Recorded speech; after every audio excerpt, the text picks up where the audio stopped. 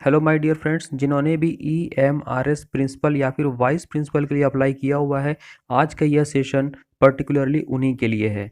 यह administration and finance का topic है। ठीक है, मेडिकल अटेंडेंस रूल्स पर बेस्ड। ठीक है, यहाँ पे हम लोग 10 क्वेश्चंस को डिस्कस करेंगे जो कि बहुत ही इंपॉर्टेंट है। तो जिन्होंने भी हमारे नोट्स को लिया है उनके लिए यह बहुत ही सेशन यूजफुल होगा, और जो भी डिफरेंट रिसोर्सेज से स्टडी कर रहे हैं तो उनके लिए भी ये सेशन यूज़फुल रहने वाला है। ठीक है, अगर आप नोट्स लेना चाहते हैं तो हमें इस नंबर पे संपर्क कर सकते हैं। आपको कुछ इसके लिए पेमेंट करना पड़ेगा। ठीक है, तो चलिए शुरू करते हैं आज के क्वेश्चंस को जो बहुत ही इंपॉर्टेंट हैं। ठीक है, यहाँ पे हमने वैसे ही क्वेश्चंस का कलेक्शन लिया है जो कि आपको एग्जाम में आ सकते हैं। ठीक है, आप अगर हमारे टेलीग्राम ग्रुप को ज्वाइन करना चाहते हैं तो नीचे डिस्क्रिप्शन में लिंक दिया है, आप जाकर टेलीग्राम ग्रुप को ज्वाइन कर सकते हैं। ठीक है, तो चलिए आज का सेशन शुरू करते हैं। तो देखिए हमारा पहला क्वेश्चन क्या कहता है, of the following identify those who are excluded from the purview of CS medical attendance rules 1944। ठीक है, तो यहाँ पे आपको 4 ऑप्शन दिया हुआ है, तो जिन्होंने भी स्टडी करा है इसके बारे में तो आप लोगों ने यहाँ पे आंसर करना है। ठीक है, तो सबसे पहला क्या है, रेलवे एम्प्लॉयज़। दूसरा है state government servants on deputation with the central government. Next है ए प्रोबेशनर, और डी है central government servants on leave preparatory to retirement. ठीक है, यहाँ पे 4 ऑप्शन आपके सामने गिवन है, तो आपको अगर सोचने के लिए टाइम चाहिए तो आप वीडियो को पॉज कर सकते हैं और आप आंसर कर सकते हैं। ठीक है, लास्ट में आप कमेंट करके जरूर बताइए कि आपका राइट आंसर क्या आया। ठीक है, तो देखिए इसका राइट आंसर यहाँ पे हो जाएगा फ्रेंड्स ए नंबर, यानी कि रेलवे एम्प्लॉयज़। चलते हैं नेक्स्ट क्वेश्चन पे। देखिए इसमें क्या कहता है कि CS medical attendance rules is not applicable to. ठीक है, तो मेडिकल अटेंडेंस रूल्स किस पर अप्लीकेबल नहीं है, तो पहला है डिफेंस सर्विस पर्सनल। ठीक है, डिफेंस सर्विसेज पर्सनल पर। ठीक है, पर्सनल मतलब क्या होता है, जो भी कर्मचारी हैं। बी है government servant govern by CGHS। ठीक है, और नेक्स्ट है ऑल इंडिया सर्विस ऑफिसर्स, और डी है ऑल ऑफ द एबव। ठीक है, तो यहाँ पे राइट आंसर क्या हो जाएगा, तो यहाँ पे राइट आंसर हो जाएगा डी नंबर। ठीक है, ऑल ऑफ द एबव। चलिए अब नेक्स्ट क्वेश्चन पे चलते हैं। A government servant is admitted to a hospital for treatment before retirement but is discharged from the hospital after retirement, which of the following sentences is correct. यहाँ पे कौन सा sentences जो है करेक्ट होगा ये आपको बताना है। 4 ऑप्शन आपके सामने है, आप इसको आसानी से समझ सकते हैं, उसके बाद आप इसका आंसर कर सकते हैं। तो आपको समझने के लिए अगर टाइम चाहिए तो वीडियो को आप पॉज कर सकते हैं। पहला है he has to bear his expenses from the retirement benefits that he will get. B है he will be reimbursed the expenses incurred by him by his office. ठीक है, उसके बाद है the controlling officer can decide whether the bills can be reimbursed और not, और D है special sanction from the ministry of health is required for reimbursement. ठीक है, तो यहाँ पे इसका राइट आंसर क्या होगा आपको बताना है। तो देखिए इसका यहाँ पे राइट आंसर हो जाएगा बी नंबर, राइट, यानी कि he will be reimbursed the expenses incurred by him by his office. ठीक है, चलिए आई होप कि आपका भी बी ही आया होगा। चलते हैं नेक्स्ट क्वेश्चन पे।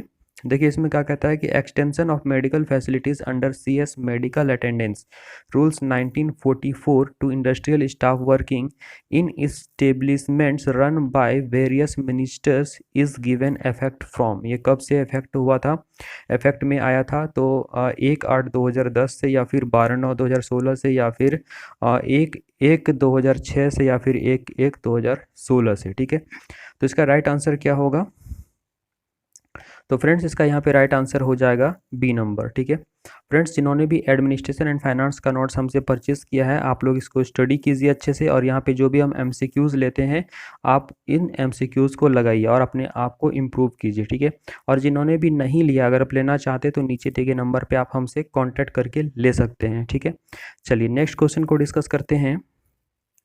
When can a medical officer send a government servant and his family to a private clinic या फिर लैब फॉर बैक्टीरियोलॉजिकल और पैथोलॉजिकल एग्जामिनेशन। ठीक है, यहाँ पे राइट आंसर क्या होगा आपको बताना है। तो फर्स्ट है when it is essential owing to non availability of such facility at a government hospital with the consent of the director of the health services.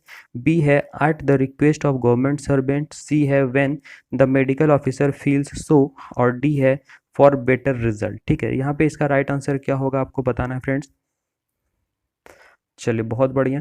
तो यहाँ पे देखिए इसका राइट आंसर हो जाएगा ए नंबर। ठीक है, when it is essential owing to non availability of such facility at government hospital with the consent of the director. ठीक है, डायरेक्टर की सहमति की आवश्यकता है ऑफ हेल्थ सर्विसेज, राइट। चलिए नेक्स्ट क्वेश्चन पे चलते हैं।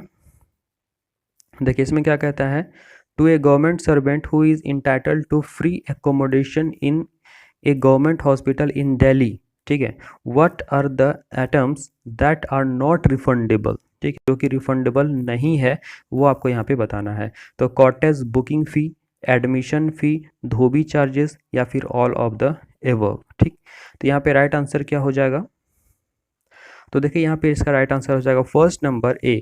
ठीक है, यानी कॉटेज बुकिंग फी। तो यहाँ पे फर्स्ट नंबर राइट आंसर हो जाएगा। आई होप कि आपका भी यही आया होगा। चलते हैं नेक्स्ट क्वेश्चन पे। देखिए 7 नंबर में क्या कहता है, to determine the status of a re employed pensioner. यहाँ पे री एम्प्लॉयड पेंशनर की बात हो रही है। For the purpose of medical attendance and treatment which of the following will be taken into consideration.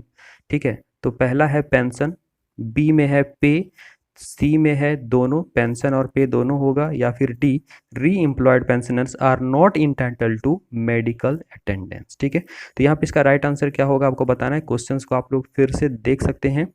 तो फ्रेंड्स यहाँ पे ए और बी दोनों हो जाएगा, यानी कि सी नंबर हमारा करेक्ट आंसर होगा, पेंशन और पे दोनों ही होगा। चलिए नेक्स्ट क्वेश्चन को देखते हैं। देखिए इसमें क्या कहता है, who appoints a private medical practitioner as an AMA। ठीक है, तो पहला है ministry of health and family welfare, B है head of the department, C है मेडिकल काउंसिल और डी है health officer of the state. ठीक है, तो यहाँ पे राइट आंसर क्या होगा। तो जिन्होंने भी नोट्स पढ़ा है अच्छे से इन आप सभी को पता चल गया होगा कि यहाँ पे राइट आंसर क्या होने वाला है, राइट। तो यहाँ पे राइट आंसर हो जाएगा 8 का B number, head of the department. ठीक है, डिपार्टमेंट की कौन, तो हेड। चलिए नेक्स्ट क्वेश्चन है, from which date is fixed medical allowance paid to government employees working in interior या remote areas governed under CSMA rules stopped. ठीक है, कब से ये स्टॉप किया गया, स्टॉप कर दिया गया। एम ए क्या हो, मेडिकल अटेंडेंस। तो पहला है 1 जनवरी 2015 से, 3 जून 2015 से, या फिर 1 जनवरी 2016 से, या फिर 1 जुलाई 2015 से। ठीक है, तो यहाँ पे राइट आंसर क्या हो जाएगा आपको बताना है। तो फ्रेंड्स यहाँ पे राइट आंसर हो जाएगा बी नंबर। आप लोग जान लीजिए, अगर नहीं जानते तो इसको याद कर लीजिए, राइट। चलिए नेक्स्ट क्वेश्चन पे चलते हैं। ये लास्ट क्वेश्चन रहेगा, इसके बाद आपको कमेंट करके बताना है। आप चैनल पर फर्स्ट टाइम अगर विजिट किए तो प्लीज़ इसको सब्सक्राइब कीजिएगा और इस सेशन को अधिक से अधिक शेयर कीजिएगा अपने फ्रेंड्स में जो भी इसका प्रिपरेशन कर रहे हैं। ठीक है, चलिए तो इस क्वेश्चन का जवाब दीजिए आप लोग। Who of the following has the power to recognize any private hospitals for treatment of beneficiaries and their family members under CSMA rules 1944। ठीक है, तो फर्स्ट हो जाएगा यहाँ पे डिस्ट्रिक्ट हेल्थ ऑफिसर, बी है ministry of health and family welfare और सी है CGEWCC एंड डी है रेस्पेक्टिव स्टेट हेल्थ मिनिस्टर। ठीक है, तो यहाँ पे इसका राइट आंसर क्या हो जाएगा। तो इसका राइट आंसर हो जाएगा 10 का बी नंबर। ठीक है, बी इसका राइट आंसर हो जाएगा, ministry of health and family welfare. तो फ्रेंड्स आपने कितना स्कोर किया ज़रूर कमेंट करके बताइए और चैनल पर फर्स्ट टाइम विजिट किए तो सब्सक्राइब कीजिए। और नोट्स अगर आपको चाहिए एडमिनिस्ट्रेशन एंड फाइनेंस का तो आप नीचे दिए गए नंबर पर हमें संपर्क करें, आपको नोट्स मिल जाएगा। थैंक यू, मिलते हैं अगले सेशन में।